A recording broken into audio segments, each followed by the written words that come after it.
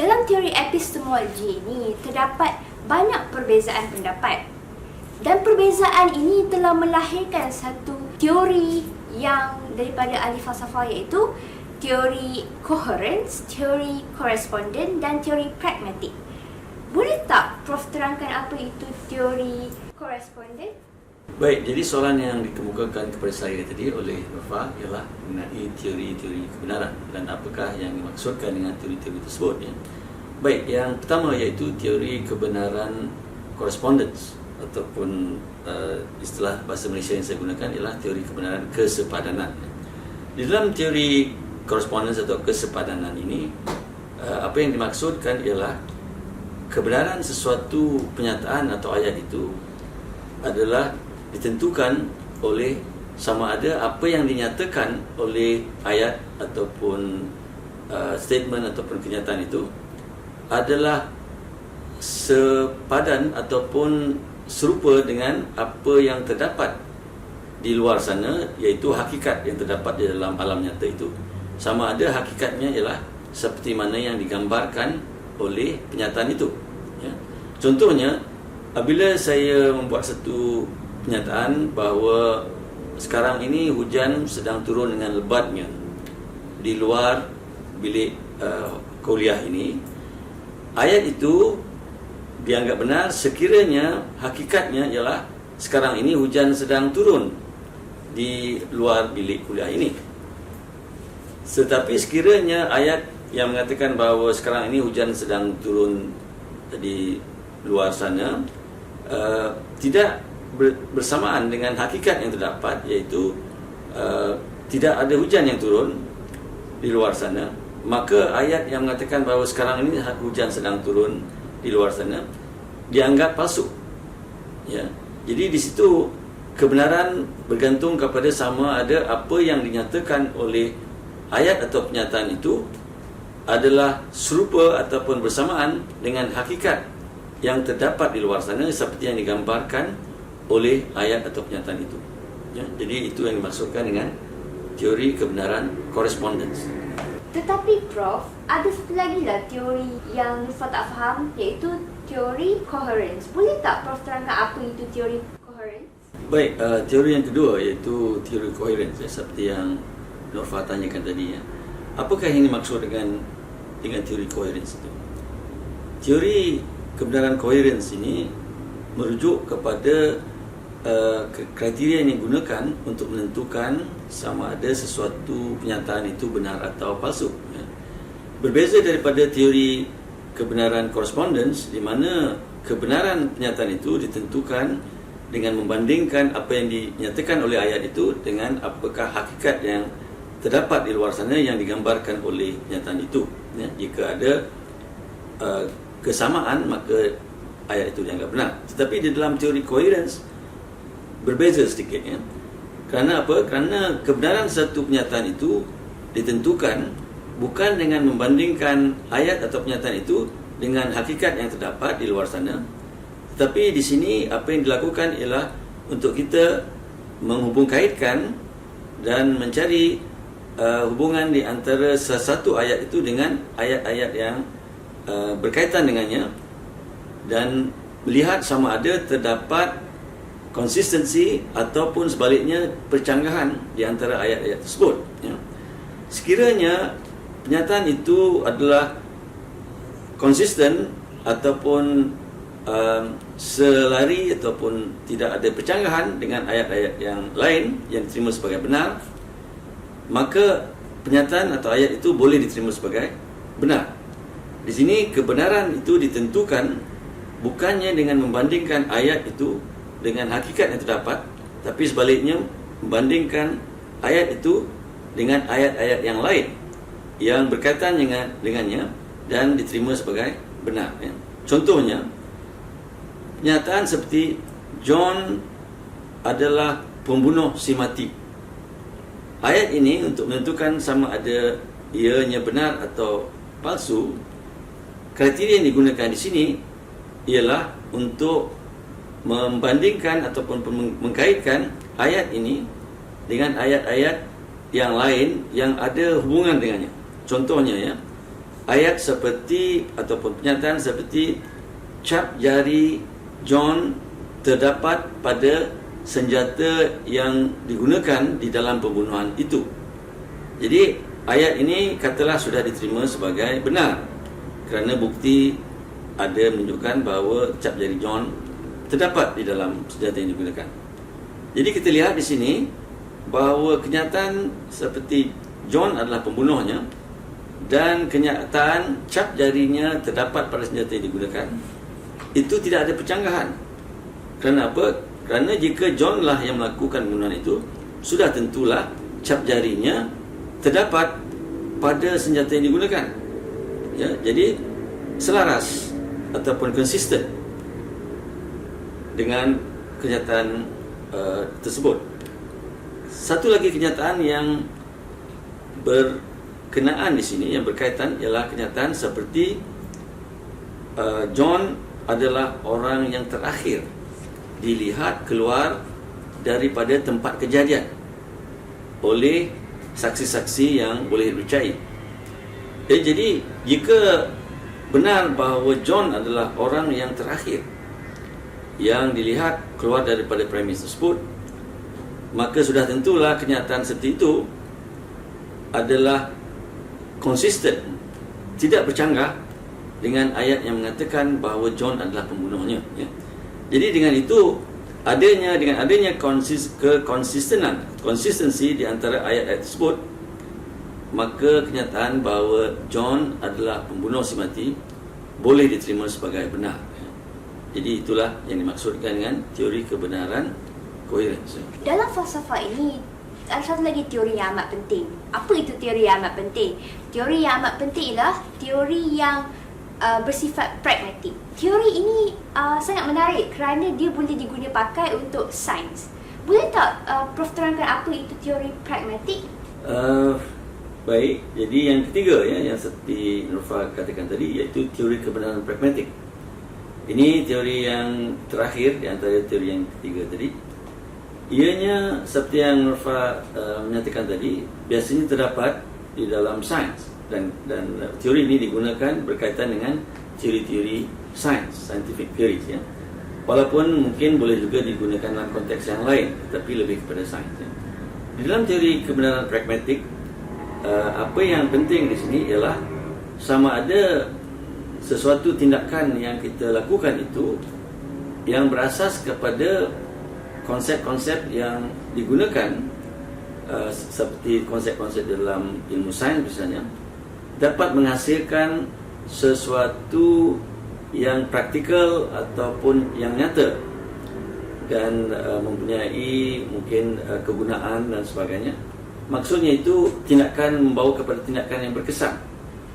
Contohnya ya, di dalam teori sains seperti teori atom, untuk mengetahui sama ada sesuatu kenyataan yang berhubung dengan teori atom itu adalah benar atau tidak, maka kita lakukan eksperimen-eksperimen contohnya berasaskan kepada teori tersebut. Dan jika eksperimen-eksperimen itu menghasilkan sesuatu yang positif, iaitu keputusan yang dihasilkan dari eksperimen itu menunjukkan bahawa apa yang diramalkan oleh teori itu misalnya adalah benar, iaitu kita dapat keputusan eksperimen yang mengesahkannya, maka teori atom itu diterima sebagai benar. Dan kebenarannya itu adalah kerana ia dapat menghasilkan sesuatu yang bersesuaian dengan apa yang diramalkan oleh teori itu. Ataupun sekiranya konsep-konsep teori atom itu dapat menghasilkan teknologi yang baru yang hanya boleh dihasilkan dengan penggunaan teori atom misalnya. Jadi teknologi baru itu adalah sesuatu yang praktikal ya? Dan ianya terhasil atas tindakan kita yang menggunakan konsep atom itu untuk menghasilkan sesuatu teknologi. Misalnya teknologi bom atom berdasarkan kepada teori atom. Jadi di sini kebenaran teori itu mungkin tidak boleh ditentukan atau disahkan secara langsung dengan membandingkan dengan realiti, kerana realitinya adalah bersifat mikroskopik, iaitu tidak kelihatan oleh diri kita. Jadi bagaimana untuk menentukannya? Menentukannya dengan cara sama ada kesan teori itu, kesan praktikalnya, adalah seperti yang diramalkan oleh teori. Ya, sama juga contoh yang lain yang mungkin lebih mudah kerana bukan dalam konteks sains dan teknologi. Contoh seperti konsep ataupun fahaman kita mengenai angin. Apakah yang kita maksudkan dengan angin? Jadi kalau kita menerima bahawa jika kita terima konsep angin itu, maka ia akan membawa kita kepada satu jangkaan tentang kesan-kesan angin. Misalnya pokok akan tumbang jika angin kuat dan sebagainya. Itu menunjukkan bahawa ada kesan efek yang nyata, ya, hasil daripada penerimaan kita terhadap konsep angin tadi. Dengan itu, maka kita boleh mengesahkan bahawa wujud angin itu kerana apa? Kerana kepercayaan kita akan kewujudan angin itu terbuktinya dengan nyatanya dengan adanya fenomena seperti tumbangnya pokok yang ditiup oleh angin, ataupun kesan-kesan lain seperti orang boleh ditolak dengan adanya angin yang kuat dan sebagainya. Jadi ini yang dimaksudkan dengan pragmatik, iaitu kesan terhadap sesuatu yang nyata dan praktikal. Rumusannya ialah teori pragmatik ini adalah teori yang berkaitan dengan eksperimen. Macam yang Prof cakap tadi tentang teori atom. Untuk mengetahui apakah itu atom, kita perlu tahu berdasarkan eksperimen, dan ini digunakan melalui teori pragmatik. Terdapat kaitan di antara teori epistemologi dan juga proses penjanaan ilmu. Tetapi dalam mencapai proses penjanaan ilmu ini, kita perlu tahu dua bidang utama, iaitu bidang ilmu sains tabi'i dan juga bidang ilmu sains sosial dan kajian kemasyarakatan. Bolehkah Prof terangkan apa kaitan teori epistemologi ini dengan ilmu sains tabi'i? Baik, jadi ada yang beranggapan misalnya bahawa teori-teori epistemologi itu hanyalah merupakan teori-teori yang tidak mempunyai apa-apa aplikasi ataupun kegunaan. Tapi sebenarnya apa yang terdapat ialah teori-teori epistemologi mempengaruhi proses penjanaan ilmu, khususnya ilmu-ilmu seperti ilmu sains tabi'i, natural sciences, dan juga ilmu sains sosial. Jadi soalan yang Nurfa kemukakan kepada saya tadi ialah apakah kaitan teori epistemologi dan penjanaan ilmu seperti ilmu sains tabi'i itu, ya. Jadi saya cuba jelaskan di sini apa kaitannya antara teori epistemologi dan penjanaan ilmu seperti ilmu sains tabi'i, yang natural sciences seperti fizik, kimia dan biologi. Dan kalau kita lihat ilmu-ilmu tersebut, ilmu-ilmu sains tabi'i tersebut, kita lihat bahawa ianya mengandungi dua sifat epistemologi yang utama, iaitu ianya bersifat rasionalis dan juga ia bersifat empirisis, ya. Jadi di sinilah wujudnya kaitan di antara teori epistemologi, iaitu fahaman rasionalisme dan fahaman empirisme, dengan ilmu sains tabi'i yang mengandungi ciri-ciri tersebut, ya. Contohnya, apabila kita menjalankan eksperimen di dalam kajian sains, kita dapati bahawa ini adalah satu bentuk pemikiran empirisis, ya, di mana pembuktian melalui penggunaan deria kita, ya, iaitu deria penglihatan dan sebagainya, diguna di dalam proses pencerapan untuk mendapatkan data bagi menyokong sesuatu teori saintifik itu. Jadi penggunaan deria di dalam pengutipan data, di dalam membuat cerapan dan sebagainya, ini adalah contoh penggunaan kaedah empirikal di dalam sains yang didasari oleh teori epistemologi yang beraliran empirisis, ya. Dan juga kalau kita lihat apa lagi sifat-sifat ilmu yang terdapat di dalam ilmu sains, iaitu penggunaan kaedah kuantitatif dan penggunaan kaedah matematik.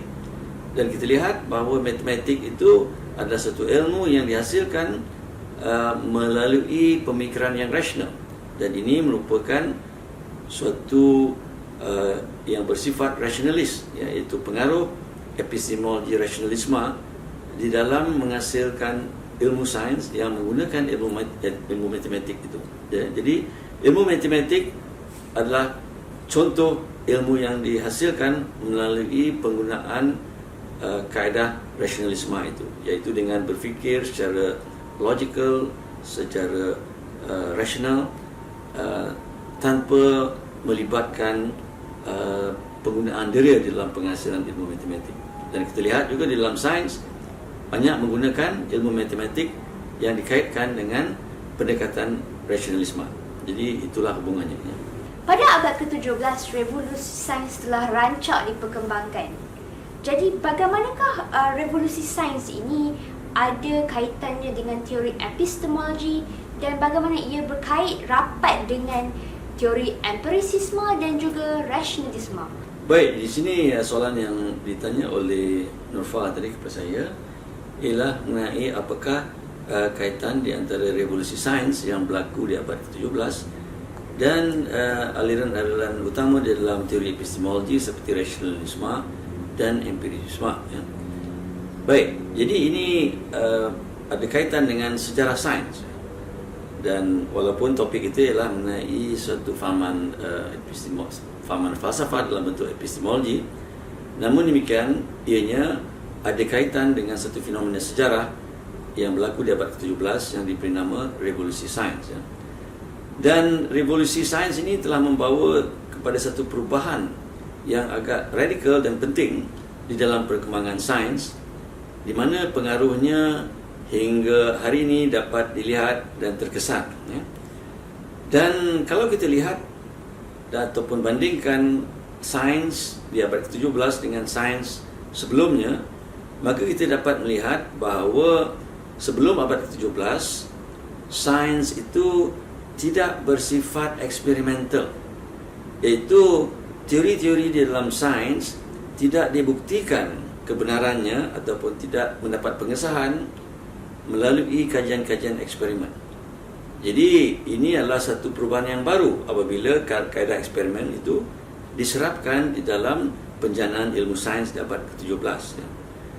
Dan kalau kita lihat dari segi epistemologi, ini bermakna bahawa sebelum abad ke-17, kaedah eksperimen itu tidak diguna pakai di dalam penghasilan ilmu sains. Kerana apa? Kerana sesuatu teori itu diterima hanya atas dasar penghujahan logikal dan rasional yang dikemukakan oleh ahli-ahli sains pada masa itu. Ya. Jadi kalau kita lihat misalnya sains di zaman Greek tidak bersifat eksperimental tetapi semua bersifat teoretikal dan spekulatif. Dan ahli-ahli falsafah seperti Plato dan Aristotle mempunyai fahaman mereka yang berbeza tentang apakah sifat alam tabi'i ini yang sebenarnya. Namun demikian, teori-teori mereka walaupun berbeza mempunyai penyokong-penyokongnya tersendiri, dan tidak ada suatu teori yang diterima oleh semua pihak. Ya. Jadi di sini kenapa keadaan ini wujud ialah kerana teori epistemologi ataupun faham epistemologi yang digunakan adalah berasaskan kepada pendekatan ataupun kaedah rasionalisme, ya, iaitu pengujahan secara intelektual dan rasional. Itu menjadi asas bagi penerimaan satu teori. Sebaliknya, di abad ke-17 terdapat perubahan, transformasi di dalam penghasilan ilmu sains, iaitu terdapat kriteria yang kedua yang digunakan, iaitu kaedah eksperimen. Dan ini melambangkan ataupun mencirikan apa yang kita terima tadi sebagai faham empirisisme di dalam epistemologi. Jadi bermaksud bahawa di abad ke-17 sains itu berubah daripada sesuatu ilmu yang dihasilkan melalui pendekatan rasionalisme semata-mata atau pendekatan rasionalis kepada satu ilmu yang mengandungi kedua-dua aliran epistemologi, iaitu yang bersifat rasionalis dan juga empirisis. Bermakna di sini bahawa suatu ilmu yang begitu dipercayai dan begitu kukuh kedudukannya, iaitu ilmu sains, sekarang ini didasari bukan saja oleh satu aliran, iaitu rasionalis, tetapi juga bergabung dengan aliran kedua, iaitu empirisis. Ya. Dengan adanya penggabungan kaedah rasionalis dan empirisis dalam penghasilan ilmu, maka kita dapat melihat akan hasilnya dalam bentuk ilmu sains tabi'i yang diterima umum dan dilihat akan dia akan impact dan hasilnya iaitu ilmu-ilmu yang diterima dan membuahkan hasil seterusnya dalam bentuk teknologi moden.